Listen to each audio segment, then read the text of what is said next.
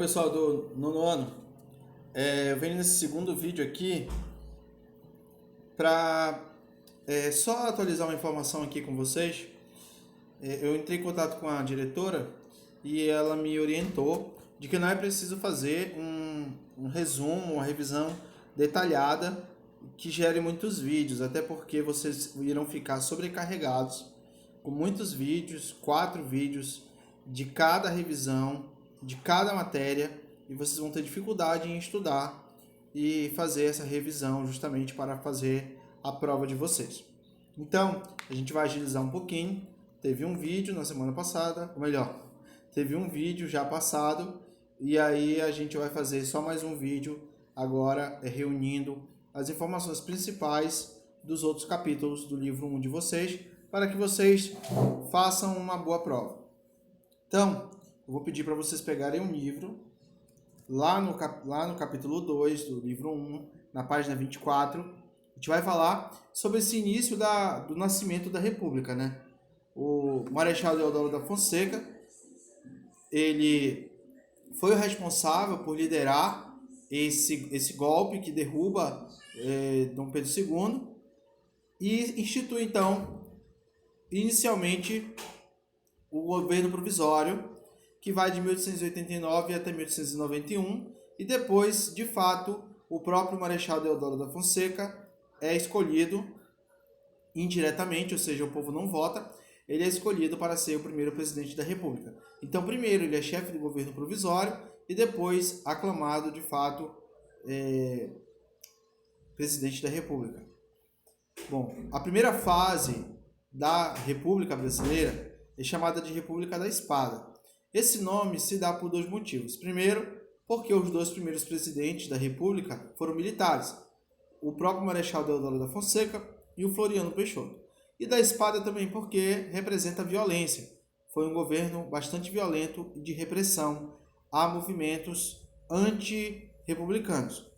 Nós tivemos entre os principais movimentos a primeira revolta da Armada e a segunda revolta da Armada, que foram movimentos originados pela Marinha, que era, até então, a força armada menos privilegiada e com menos prestígio, e exigindo melhorias de condição de trabalho, a Marinha se revoltou 2 vezes. A primeira revolta da Armada, durante o governo do Marechal Deodoro da Fonseca, e a segunda revolta da Armada, durante já o mandato do Floriano Peixoto, que foi o segundo presidente. Ainda durante o período do governo de Floriano Peixoto, ocorreu a chamada Revolução Federalista, que vocês vão ler lá no primeiro parágrafo da página 25. Esse conflito ficou conhecido como Revolução Federalista e estendeu-se para Santa Catarina e para o Paraná. Do Rio Grande do Sul foi para outros 2 estados. Ao todo foram mais de 30 meses de confrontos, nos quais morreram cerca de 10 mil pessoas. Floriano Peixoto reprimiu os grupos rebelados, especialmente da Marinha e do Exército, e organizou o novo regime. Voltando um pouquinho mais, lá na página 24, a gente viu que o Rio Grande do Sul ele foi palco de um violento confronto entre 2 grupos políticos, o Partido Republicano Gaúcho e o Partido Federalista. O Republicano Gaúcho era apoiado por Floriano e defendia um poder centralizado. Já o segundo lutava pela autonomia dos estados. Então a gente tem, nesse momento da República nascendo ainda, muitos conflitos justamente por esse motivo. Alguns grupos, como o Republicano Gaúcho, queriam que o federalismo falasse mais alto, o presidente tivesse mais poderes. Já o outro grupo, chamado de Partido Federalista,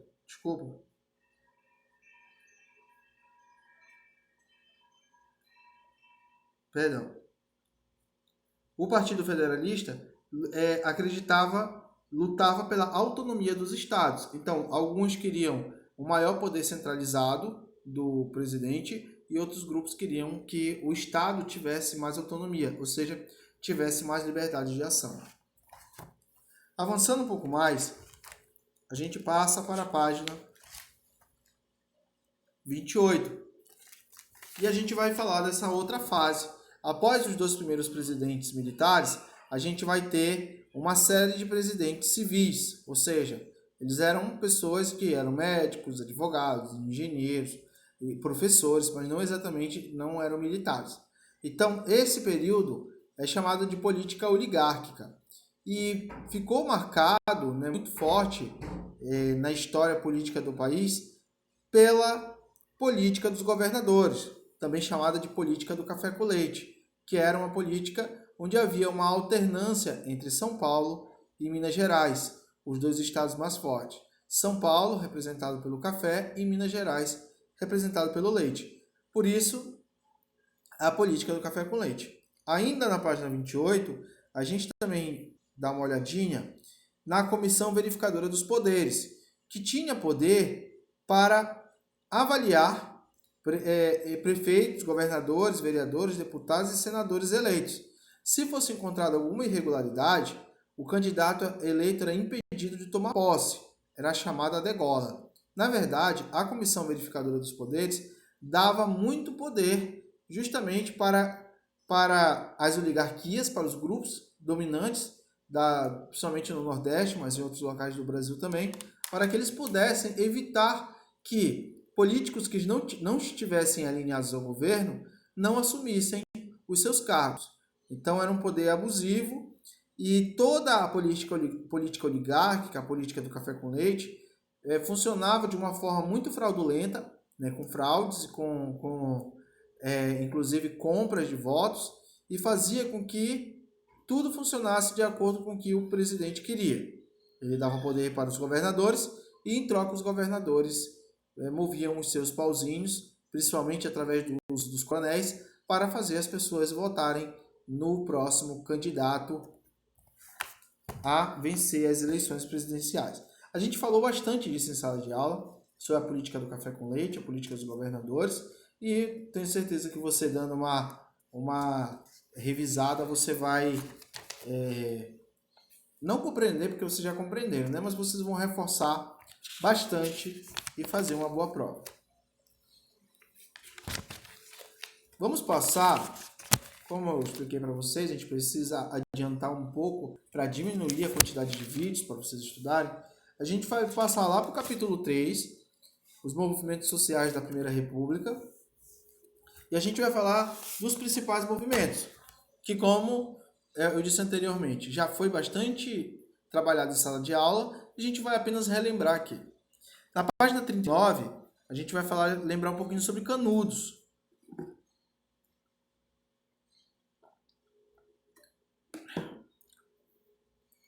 Canudos foi uma comunidade que se formou no interior, no sertão da Bahia, liderado por Antônio Conselheiro, né? Um cara simples, um cara humilde, mas que conseguiu se tornar uma liderança política e também até mesmo militar, liderando os sertanejos na fundação de uma comunidade independente, onde todo mundo trabalhava e onde todo mundo se alimentava e sobrevivia. Canudos sofreu duros ataques do governo brasileiro, sofrendo 4 ofensivas no total, que acabou resultando na destruição de Canudos. Eu acredito que todo mundo se recorda muito bem desse assunto. O contestado teve uma história bastante parecida com Canudos, com a diferença de que aconteceu no sul do país, na divisa do Paraná com Santa Catarina. Também teve uma figura messiânica, em Canudos era Antônio Conselheiro, e no contestado o beato José Maria. Canudos e contestado tiveram o mesmo fim. Elas foram destruídas pelas forças militares brasileiras. Avançando um pouquinho mais, lá na página 40, a gente vai falar um pouquinho do cangaço, né? Os cangaceiros eram grupos armados, formados por homens e mulheres, e que exerciam o chamado banditismo social.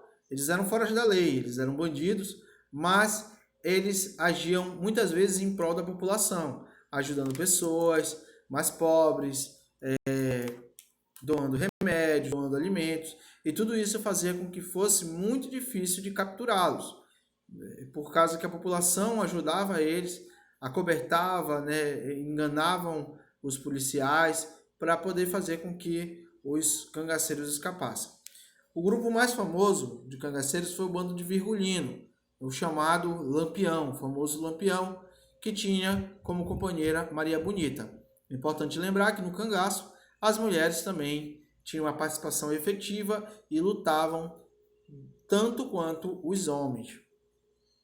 Depois de muita perseguição, finalmente na década de 1930, Lampião e sua tropa e os seus cangaceiros foram pegos pela polícia e foram mortos e tiveram suas cabeças decepadas.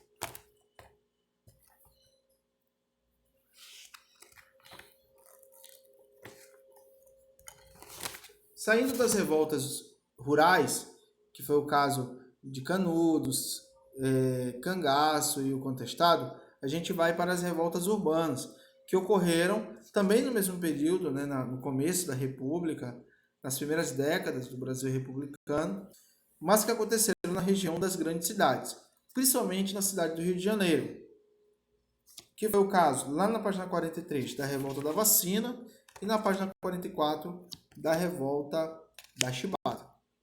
A Revolta da Vacina, ela ocorreu pelo fato de que o médico Oswaldo Cruz, que era o médico responsável por reorganizar a situação sanitária do Brasil, mas principalmente do Rio de Janeiro, ele instituiu uma vacina obrigatória.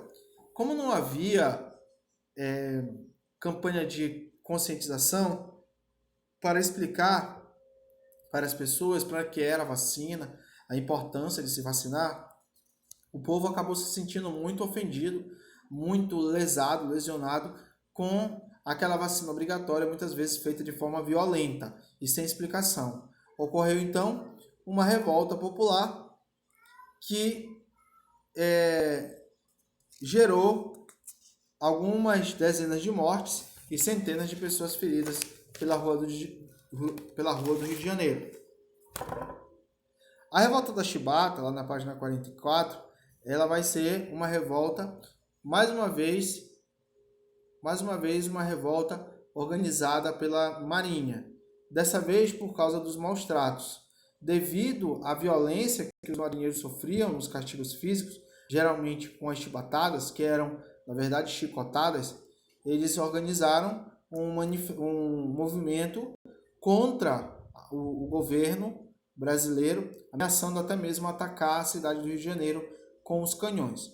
O movimento foi liderado por João Cândido, chamado de Almirante Negro, e o governo conseguiu controlar essa manifestação, tratando duramente os revoltosos. Inclusive, João Cândido foi dado como louco e preso na chamada Ilha das Cobras, onde ficou por muito tempo.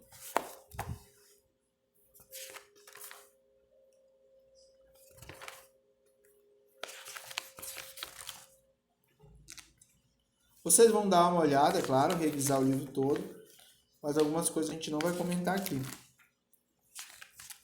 E a gente passa para o capítulo 4, né, que foi um capítulo que, infelizmente, a gente não conseguiu ver em sala de aula por causa do atraso da chegada do livro didático de vocês.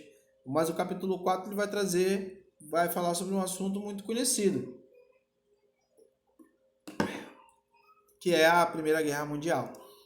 A Primeira Guerra Mundial ela tem as suas origens lá no imperialismo ou no neocolonialismo, que foi o período em que as nações mais poderosas, as nações chamadas de desenvolvidas, industrializadas, que era o caso de Alemanha, Inglaterra, França, Bélgica, entre outras, elas exerceram seu poder, sua superioridade militar para dominar outras regiões, principalmente da África e da Ásia. Eles diziam que eles estavam levando ajuda para essa população, levando medicamentos, ciência, o progresso em geral, como um todo. Mas, de fato, eles estavam interessados apenas em obter as riquezas que poderiam ser extraídas, principalmente da África. Então, esse é o chamado neocolonialismo ou imperialismo. Essa rivalidade pela briga, esse aumento da rivalidade pela disputa entre essas grandes potências, França, Alemanha, Inglaterra, Itália, ela vai se acirrar a tal ponto que a gente vai ter a Primeira Guerra Mundial. A primeira fase da guerra é chamada de paz armada, e tem esse nome porque foi um período sem guerras, ou seja, de paz, mas um período de muita fabricação de armas. Por isso o termo paz armada. Se deu entre 1870 e 1914. 1914 justamente o ano em que a Primeira Guerra começou. A gente vai ter dois blocos antagônicos aí, né, inimigos, que é a Tríplice Aliança e a Tríplice Entente.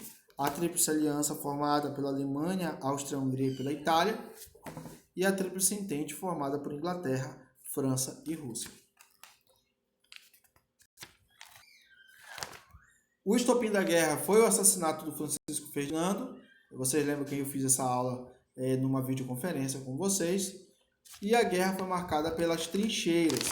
Lá na página 59, na página 60, 61, a gente fala sobre as trincheiras, aquelas escavações na terra, e a guerra ela se concentrou durante muito tempo nessas trincheiras. Foi uma guerra muito lenta, de pouco avanço, e que só foi decidida, na verdade, com a entrada dos Estados Unidos em 1917. Foi um acontecimento que foi decisivo para o final da guerra e para a vitória da Tríplice Entente. Na página 67, a gente fala um pouquinho sobre os tratados de paz, os tratados que concluíram a Primeira Guerra Mundial, e dos principais documentos, a gente tem como destaque o Tratado de Versalhes, que acabou culpando a Alemanha, ou melhor, considerando a Alemanha como a grande culpada pela guerra, exigindo que ela pagasse indenizações altíssimas de bilhões de dólares para os países vencedores, proibiu a Alemanha de fabricar armamentos pesados e constituir exército e, de modo geral, humilhou o povo alemão. Essa humilhação ela vai ter repercussão mais à frente quando a Alemanha se fortalece e volta para fazer a Segunda Guerra Mundial. Bom, pessoal, esse é um resumo bem corrido mesmo sobre os outros capítulos. No vídeo anterior eu falei sobre o primeiro capítulo e agora eu falei sobre os outros 3 capítulos. Tá? Leiam com calma novamente em casa, revisem, façam os exercícios, tá bom? Não se prendam somente a essa aula. Essa aula ela é um direcionamento, mas a revisão ela é feita, na verdade, por vocês. Então, bom estudo e faça uma boa prova e até a próxima.